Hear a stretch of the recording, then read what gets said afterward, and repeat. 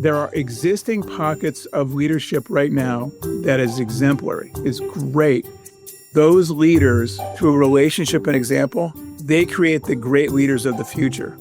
Great leaders literally create a chain of great leaders in their wake. Welcome to the Curious Advantage podcast, an exploration of the idea of curiosity and its increasing importance for thriving in the digital age. From the authors of The Curious Advantage.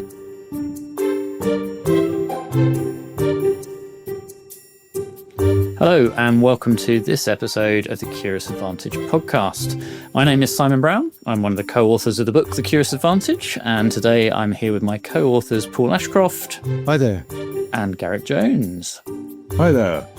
And today we're delighted to be joined by Scott Blanchard. Welcome, Scott. Hello. So great to have you with us on the Curious Advantage podcast.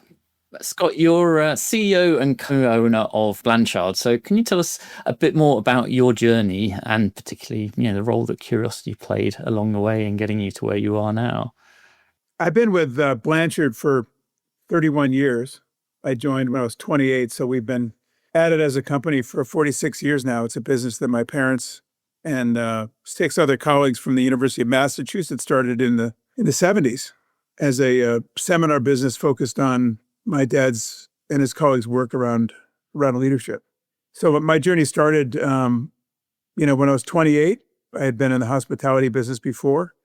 I joined and went to grad school, and I really started out there on the front line. We referred to ourselves as road reptiles at that point. So I had days where I traveled 140, 150 days a year. And my journey at Blanchard really was shaped by this incredible interest and fear of technology and what it was going to do to change this seminar business, and so it led me, not only to continue to work with clients, but it led us into investments in technology in the .com era.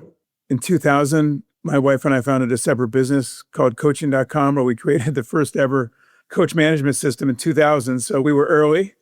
And then from there, we continued to do, face-to-face training supported by training materials. We were heavily involved early in space learning using technology, referred to as blended learning.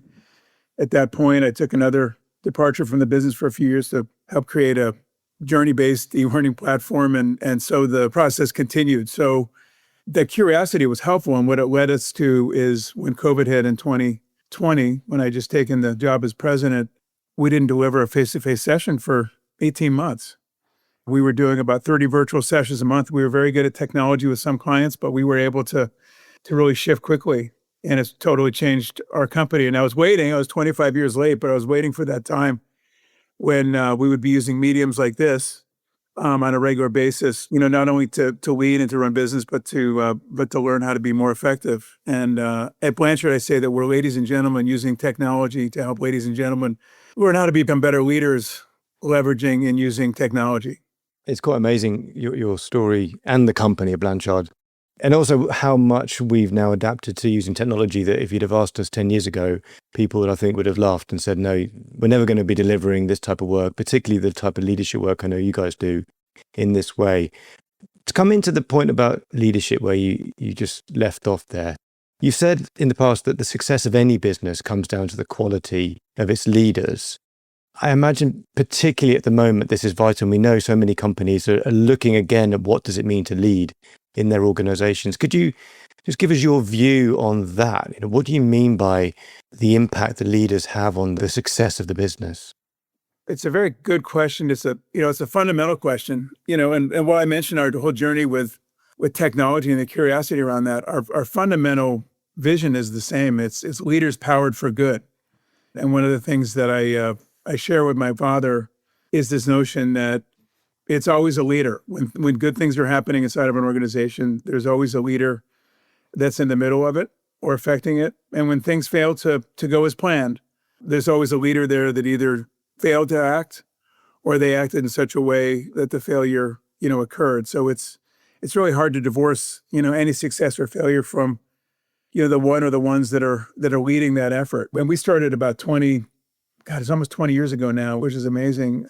And we spent a lot of time, researching specifically not only the role that leadership plays, but how leadership works in organizations, what occurs when it succeeds, what's the chain of events that occurs, and then what happens predictably when it fails. And what's interesting with the research is it's no longer an opinion. It's really clear when leaders fail, they create a condition where people protect themselves as human beings.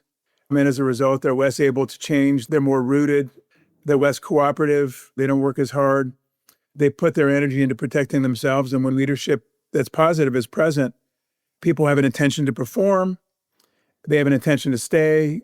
They have an intention to cooperate with others. They support their organization and the leaders they work for, and they bring their discretionary energy. And so it's quite simple, but it's ironically fleeting. So many companies, fail to see or connect the dots. And so as a result, we see in the paper all the time people that are fundamentally dissatisfied at work, and they're dissatisfied for the person they work for. It's interesting if people to protect themselves are less able to change. Are you seeing that as counter to what's actually needed, that to protect ourselves, particularly if I look at some of the changes happening today, actually to protect ourselves as leaders, we need to be more open to change than ever before? Is that the case? Yeah, that's kind of the sick irony of everything is what we need we need people that, and I do an activity on a regular basis with leaders, and I ask them, what intentions do you expect of your people and what intentions are you fearful of? So an intention, by definition, the way we define it, is an attitude that stands up to pressure. So under duress, under pressure, it's the way that people behave. We see this all the time when we travel. We're in a situation where the flights are being canceled, the weather's bad, and we're interacting with somebody who works for an organization. And somehow, some of them maintain composure, and they become a beacon of service. And even things are bad, they maintain composure.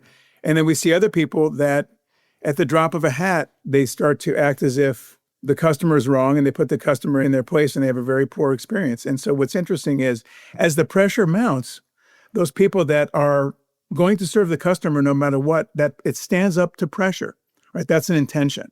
And so when we get into intentions, every single time the intentions are, we want people to be able to be leaning into change. We want them to be interested in growth and development. We want them to be positive. We want them to be problem fixers, not just problem identifiers. We want them to be leaders and not victims, right? And then the things that we fear are people that tend to, hide under their desks, or they don't tell the truth. They're resistant to change, even if it's to the benefit of themselves. And so everybody knows those kind of those fundamental attitudes that we want. But what's interesting is those self-oriented attitudes, the ones where I'm protecting myself, they come fundamentally when I don't feel safe, valued, or that what I'm doing is useful.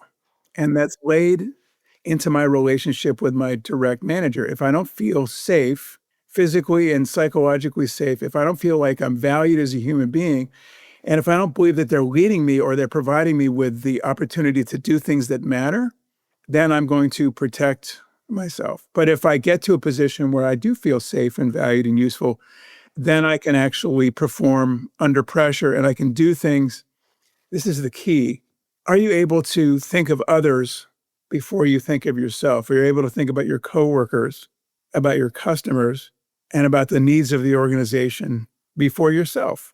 And if the answer is yes, that I can do something, in service to the greater good, then that's somebody that's really in an optimal state, at work. And the manager, the leader, and the simplest way we say it is, do your people believe that you have their back?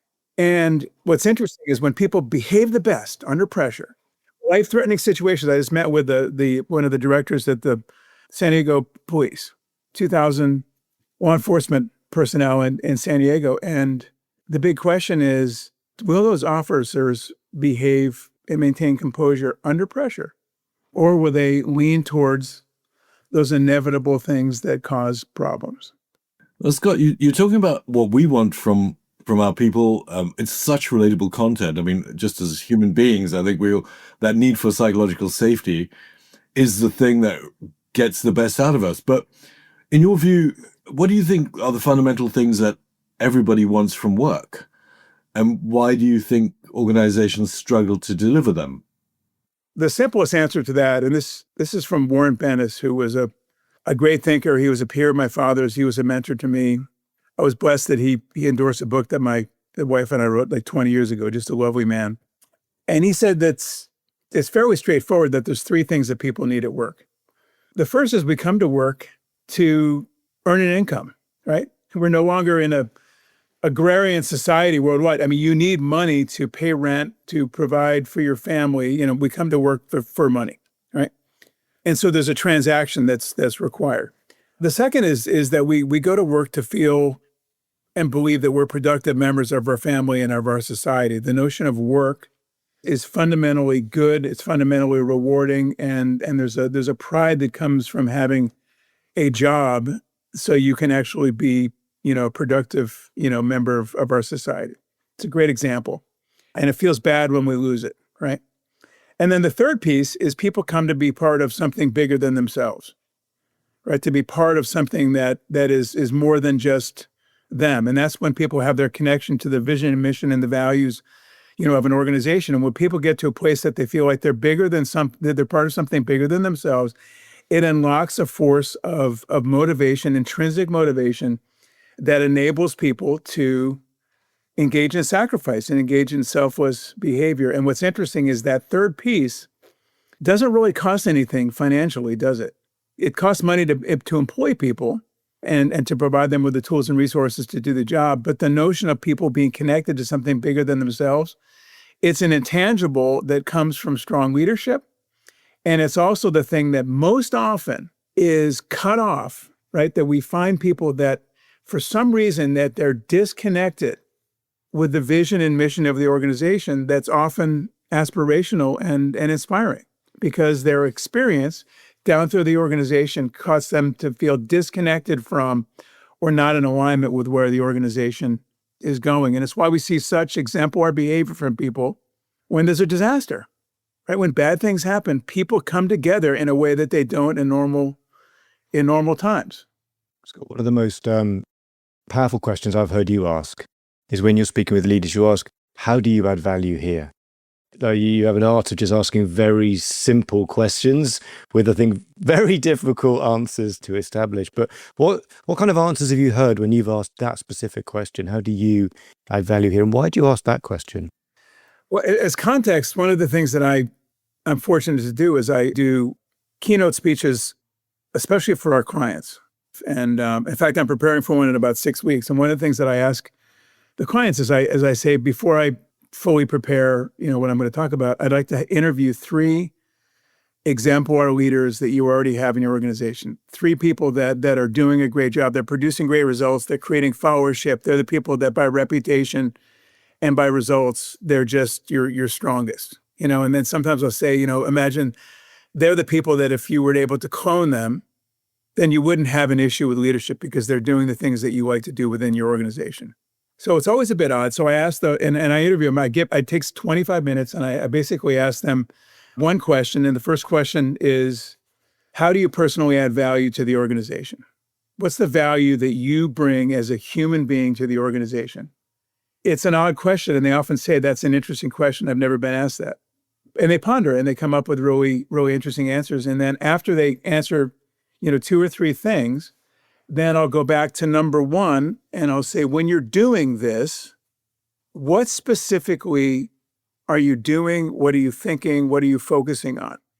There's a large fire service in the state that I live in California, and they're one of our valued clients. And before we got going with them 4 or 5 years ago, I was speaking to the top 200 in this fire service. And I asked to speak to 3 of their chiefs that were going to be in attendance. And I spoke to one man and I asked him this very question.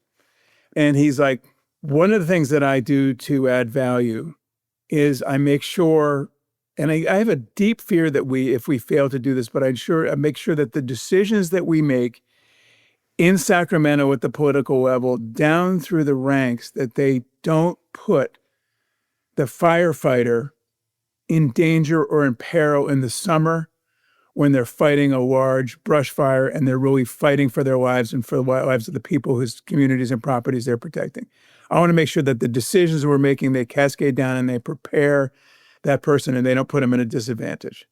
And I kind of came around and I said, well, that's lovely. I mean, that we say in America, that's sort of like baseball, mom, and apple pie, right? That sounds beautiful.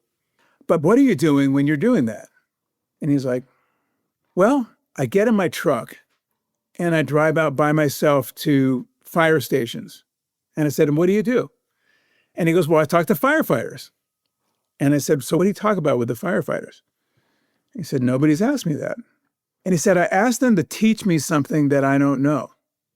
Teach me something about their job or about their life within the fire service that I probably don't know that would be useful for me to know. And he said, and I find out things that are invaluable about what's happening with these guys in steel-toed boots that are sitting there preparing to fight these big fires. And he goes, those moments are really invaluable. And I've used those examples all the way up and through the chain. And it connects me to what we're doing is preparing these people to, defend property and communities and to do it in a way where they make it home to their families. So it's a perfect example of how do you add value. And the best leaders, every single time I talk to them, is there's always something about the way that they approach their mindset that is in the spirit of understanding and connecting people from the front line all the way up to the vision and missions to make sure that our actions and our thoughts are the things that we want versus the things that we don't.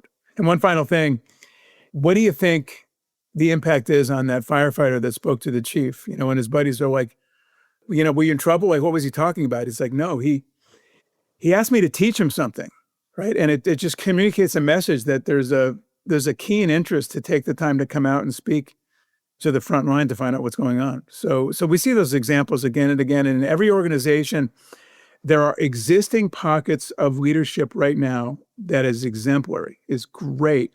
And what a lot of times is we don't study those anomalies. And what we do is we look at the problems related to leadership, or we look at the big mass that we need to move forward. But if you look at the best leaders already in your organization, they are doing the things that are creating great results, great followership. And the third thing is those leaders, through relationship and example, they create the great leaders of the future. Great leaders literally create a chain of great leaders in their wake.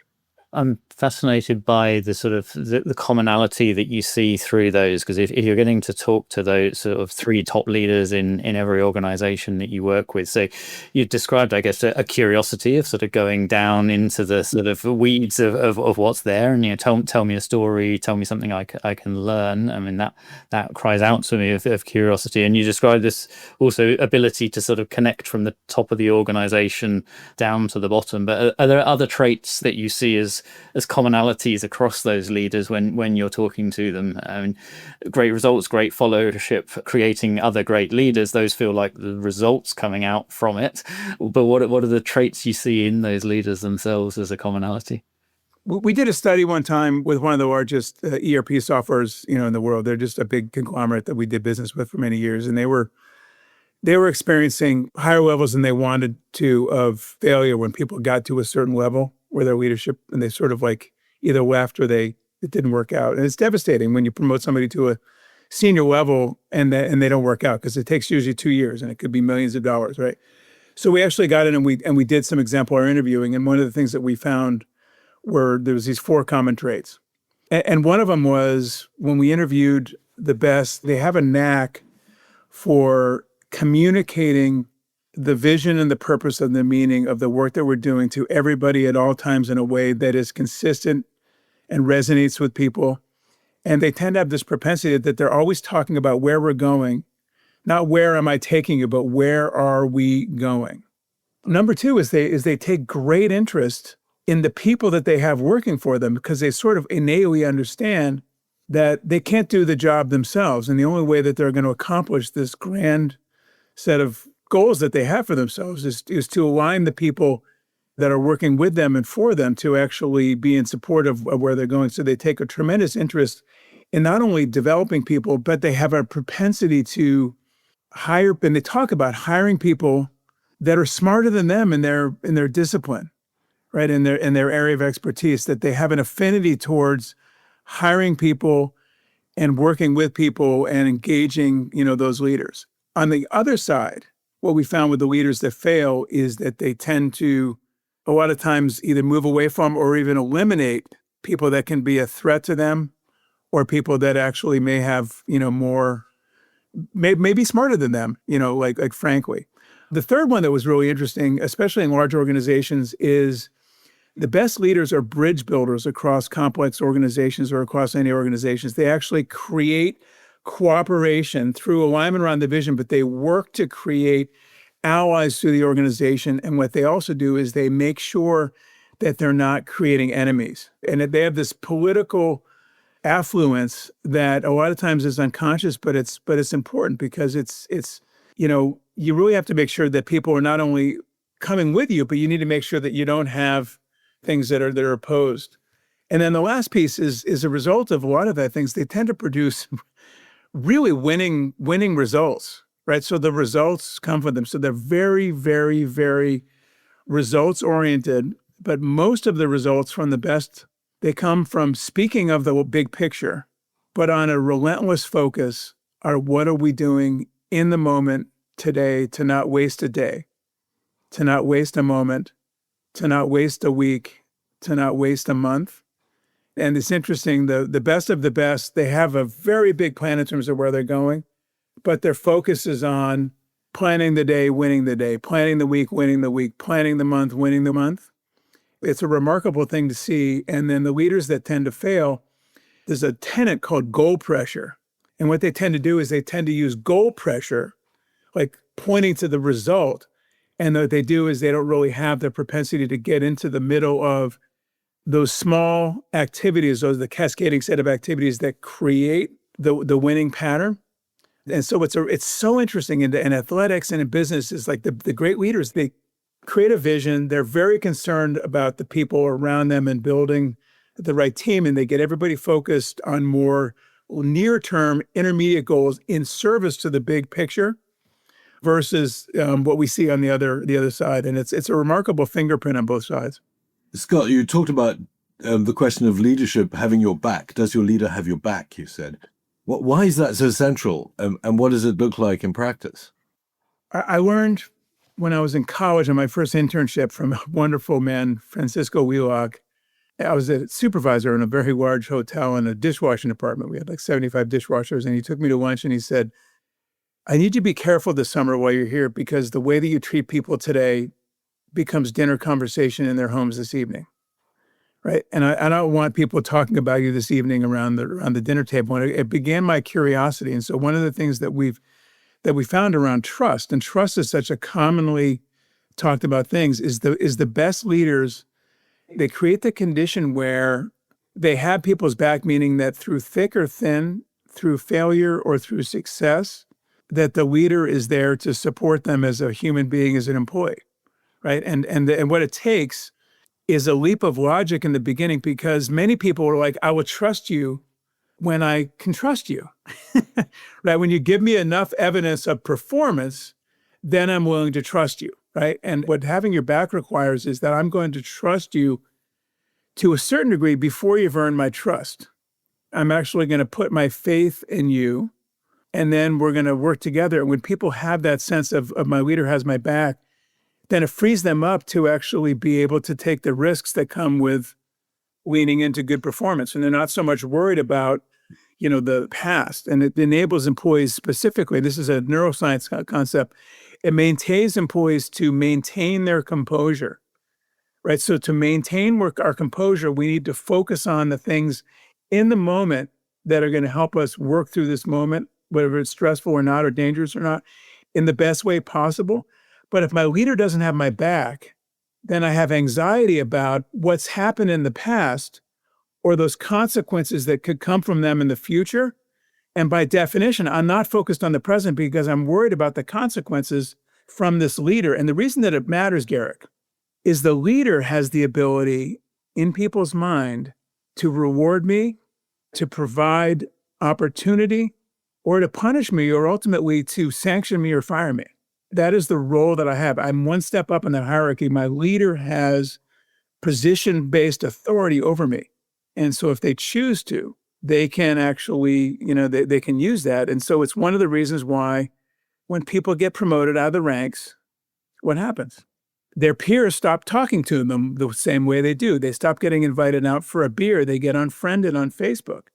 They are not part of the crew anymore, right? They're now the leader. They're in a different realm within the company. There's literally a different culture. And so if that person that's responsible for you, that is not us, because this is the person I work for, if they're not safe, it changes everything.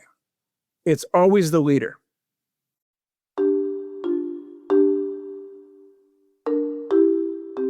We're talking with Scott Blanchard. Scott is son of the great Ken Blanchard, and he's the CEO and co-owner of Blanchard. He's got more than 30 years of experience there, including a number of senior positions in management, product development, sales, and delivery. And he's driven by his background in research and hands-on experience, working with organizations around the world, that prove his principle that the success or failure of any business depends squarely on the quality of its leaders. And every employee and customer's experience, whether that's good or bad, is determined by the leader. So with this in mind, Scott's dedicated to helping managers and leaders finding the best way to avoid the pain, the fear, the frustration, and the political mayhem that occurs in the absence of good leadership. Just talking about trust there, Scott, and who incidentally, one of our recent podcasts was with Charlie Green, who wrote the Trusted Advisor book. So we went deep into trust there. But what would you say to leaders who are afraid to trust before trust is fully earned? So you talked about that being important to actually give that trust before it's fully earned. But how can people start that journey to take that risk? It is a cornerstone of effective leadership, and it's also a big leap of logic for people. What's interesting, however, is one of the things I've related it to in the past is it's sort of like unconditional love that we have for children. And so one of the ideas is, I ask people if do they love their children? And they're like, of course I love my children. And then the next question is, do you love your children unconditionally, or is your love dependent on their performance, right? On how well they do or how well they behave. And almost everybody certainly raise their hand. They're like, I know I have this unconditional love of my kids. And that's what makes it so hard. Despite what they do, I just have this deep love for my kids, right? And which creates an ability to, to forgive and to forget and to have their back. It's very, very similar in leading people. And Marcus Buckingham just presented at our client conference, and he's written a new book about love, and he's been studying love, and he's a very interesting man. His firm was sold to ADP, which is the largest payroll company in the company, and he gets to study 400 million Americans that are employed. And so it's like a candy shop for him. And one of the things that he talked about is that he's been studying, similar to us, exemplar performance, right? Looking at, like, one of the stories he talked about was a large coffee retailer that had, like 10,000 stores, a very large one. And what he did is he looked at the organizations that had the highest satisfaction and the highest performance, the one or two that were way at the top, right? Not the big masses. And what he found consistently, we found the same thing, is the people in those operations, they love their boss. They love their work. They love their coworkers, and they love their customers. And they use the word love. Love is a description. And when people describe the best periods of their life in work, they use the word love freely. As long as people are working with us and for us, and unconditional or forgiving love for the people that work for us, because they are in our service, they're in our care. But what's interesting that Marcus has also said, which I agree with, is the counter to that is that we live in a society, certainly in the States, and I know in Europe, probably more so here, where the expectations and the tools that we provide managers are more about protecting the organization, sometimes from its employees. And so we have barriers in place as managers that make it hard to actually do the right thing. And so the best leaders are able to comply, but they transcend and they lead people at a human level. Because after all, you can't really separate your being human when you go to work. I mean, I bring everything, to work. There's certain things that I park during the day, but ultimately, my human experience is heavily informed by my employment experience, and my employment experience is heavily informed by the experience that I have with my leader and with my coworker and with the customers or the people that I serve. It's funny. I really believe that it's literally right under our nose, and I've always believed that if leaders understood, number one, the power that they have to ruin people's lives or to make their lives wonderful, if leaders just understood that they have this power to ruin the dinner conversation, that they would take what they did more seriously. And the second thing, if they realize that if they can act as human beings and they need to bring this unconditional positive regard to their people first, that then and only then can they get the most out of them. And then the third thing is, being a leader is very human, and the things that we crave are the things that people below us crave. And what happens to leaders, and I call this the original sin, is they get to a point where they start to do things with people that they themselves would not tolerate. And that's where the problems begin, right? If you start doing something because you're a leader that you yourself would not tolerate and you didn't really put up very well with when you were a subordinate, then you're making that original error. I wanted to ask about that, Scott, and I fully agree with you that I imagine most leaders come into work, hopefully you said earlier, with the intention of leading well, leading with humanity, bringing the best of themselves.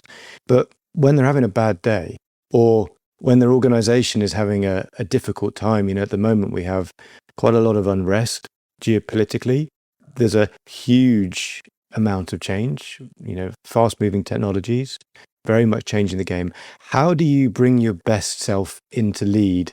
How do you lead with that steadiness and humanity, even in those types of situations? Well, I'll tell you, it is hard, right? I've been saying to people close to me recently that I'm using every tactic I have to show up at work in such a way that I'm not bringing fear, anxiety, and concern that I have for the larger market in which we work to work in such a way that it's a black cloud. So I'm doing everything that I can. And one of the things that I've done, I've gone back during the Great Recession. I delved into what's the difference between leading in crisis versus leading in any kind of a more ordinary time. And of course, we're in this VUCA world. There's nothing ordinary, but there's times that are less ordinary than most, right? And we're in one of those very kind of less oriented times. And what people need to survive and thrive in crisis is they need two things, and they need from their leaders. And the first thing is they need something to believe in, something to live for, something bigger than themselves, something that they're striving for, right? When people get into life-threatening situations, they need a fundamental reason to endure and to survive. And when they've studied people that have actually made it, there's been a specific singular why I went through this great sacrifice to survive, to see a loved one or to whatever, right? But the second thing is we need something to do right now, because as human beings, if our hands are idle, especially in critical times, what it does is it creates opportunities for anxiety to build. And so one of the things is, what can we do today, right now, that will enable us to inch forward? And so it's a very, very, tricky time right now. And so I believe the other piece is we can't ignore what's happening and what people are feeling like. And so providing people an opportunity to at least be able to air some of that is important, but also we can't also dwell on things that we can't control, right? So providing enough opportunity for people to sort of put the things on the table, but then so get back to a place so we can do what we can do. I always think about the ultimate thing is I need to focus on what I can control and not the things that I can't control. And please, grant me the wisdom to know the difference. And I think that's what leadership is really about. And it's I'm not going to say it's easy. It's fiendishly difficult right now, especially when people are coming in. But there's a thing about work that I believe is I actually believe that work can be and should be a sanctuary that is better and safer than the larger world. And I think we spend half of our waking hours at work, and that's why it's so important to create that environment where, at least at work, we can focus on those things that we can affect to move forward. That's right. The things we can affect, where we can make a difference, that can empower us and give us agency. That's where I find meaning in my own life. And I hear you reinforcing that. I'm very curious about you, Scott. What are you personally most curious about right now? I'm very curious about AI. I'm having a love affair with ChatGPT, and one of the things I'm doing is I'm speaking to my instance, like I do with a human being, and especially when I'm writing or I'm trying to edit things, I'm being very careful about the adjectives I'm used to describing what I don't like and what I would like to see, and it's so interesting, and so I'm really fascinated by how that is going to play out. We have a pretty large coaching practice, and one of the things that people are fearful of or talking about or excited about is the notion that we're going to have some kind of an AI coaching bot. We're going to have somebody that's going to be able to, to be that person on our right shoulder that's actually providing us with guidance. And I'm really curious to see if that's going to play out. I personally feel like the one thing that AI can't do yet, or I haven't felt yet, is I don't think it can actually love you, as a human being. And I think that's, if that can be figured out, it'll be interesting, to see. So I'm very curious about how that's going to play out, how it's going to affect, the way we actually write, the way that we relate with each other, and what's going to happen in pockets where AI is really present, and in areas of the world where it's not present, or it's like there's a dome and it's not allowed to be. Right. I think that'll be an interesting thing. So it's a very curious thing right now. And the last piece I'll say is I'm always curious about how are people going to lead through this, because it's always the context that we sit in is just always the context in which leaders need to lead in. And so that's the other thing, is no matter what changes, somebody's going to be in charge of an entity or an organization, and they're going to have to try to figure out, how do we set course? How do we get through this regardless? I mean, there's and I don't believe that AI is going to replace that. It's just going to provide a different environment, maybe one that I fundamentally don't recognize. We absolutely share that curiosity on where AI is going. And the thing that actually curiosity is also part of the answer there as well, that actually, how do you set the course? Where do you go? Well, actually asking questions, experimenting, those are some of the traits that will actually help us navigate. So in a moment, Scott, I'll sort of wrap us up with one thing maybe to leave with our listeners, but maybe first by way of just a quick summary of some of the things that we've covered in the fascinating conversation. So I guess hearing how initially it was some of your fear of tech, of how it would change the seminar business, that actually got you into some of the exciting things that came subsequently. How you took on the role of president, and how since then you've been helping people to become better leaders, including using tech along the way and helping them to use tech. Going into what it means to lead, and the impact that leaders can have on an organization, and how if we look at all the successes or the failures along the way, that we can tie that back off into the leader behind the scene and the role that they've played. Talked about protection, and how sometimes maybe as we try to protect ourselves, actually the things that we do to protect ourselves actually make things worse, that maybe we're less able to change. We talked about intentions, and how it's the attitude that actually will stand up to pressure or not, what we believe in. We talked about the importance of the relationship with a direct manager, of is that manager helping us to feel valued and useful, helping us to do things that matter, and helping us to perform under pressure. It's great to hear your stories from good leaders, and some of the things that people have asked along the way, of that power question of how do you add value personally to the organization. And loved the example from the fire service of teach me something that I didn't know before, and that curiosity.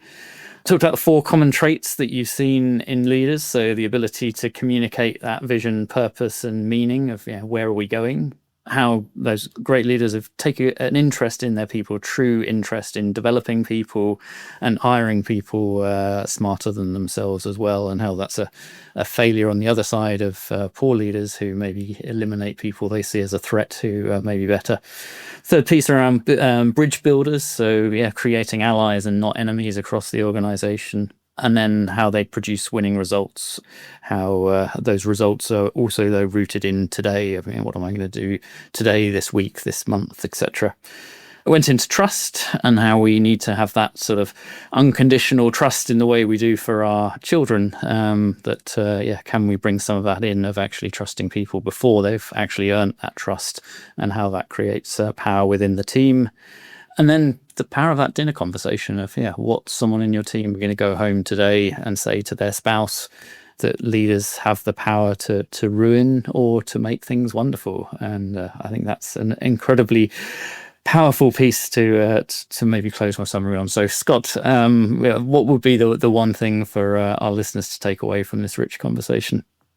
It's very interesting listening to the recap. I appreciate that. And I think that the thing that I believe in, and it's a counter to the other, belief, is that good leadership is in service to something noble and good, and it's centered around things like, connection, trust, and love, right? That's a model that is and has been, very effective. And then there's another model, which is bad leadership, fear-based leadership. And I'm remembering that we have been in business for all these years, and the work of my father has always had a positive focus on the positive side, the positive story, the positive means of leadership, that transformative power, as a counter to the other tactics that are more pressure-based, fear-based, power-based.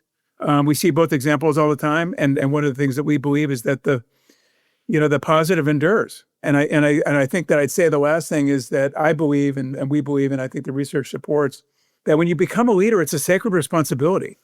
And I think a lot of people, they don't really think about it that way because they haven't been taught. And most leaders who aren't working really well, they have positive intentions, but they haven't really kind of made the leap. But they understand that it's a sacred responsibility in service to people. And as you become a leader, you are a professional manager. It's incumbent on you to learn how to use the people and the power that you've been entrusted with for the positive, in my opinion, and in our opinion, and really in support of what we've been doing here for 45 years. I love that. So recognizing that, we have the power to make that positive dinner conversation or a terrible dinner conversation when people go home. But, it's a sacred responsibility that we have as leaders. So thank you, Scott. Really appreciate a fascinating conversation. Thank you, Scott. That was amazing. Thank you. Thank you. Thank you. You've been listening to a Curious Advantage podcast. We're always curious to hear from you. So if you think there was something useful or valuable from this conversation, please do write a review for the podcast on your preferred channel, saying why this was so and what you've learned from it. We always appreciate hearing our listeners' thoughts and having a curious conversation using hashtag Curious Advantage. And Curious Advantage book is available on Amazon worldwide, so please do order your physical, digital, or audiobook copy now and further explore the 7 C's model for being more curious. Subscribe today and keep exploring curiously. See you next time.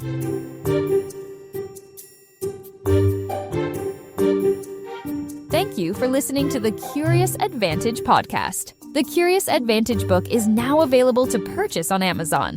Stay tuned for the next episode and keep exploring curiously. This podcast is produced by Jessica Wickham.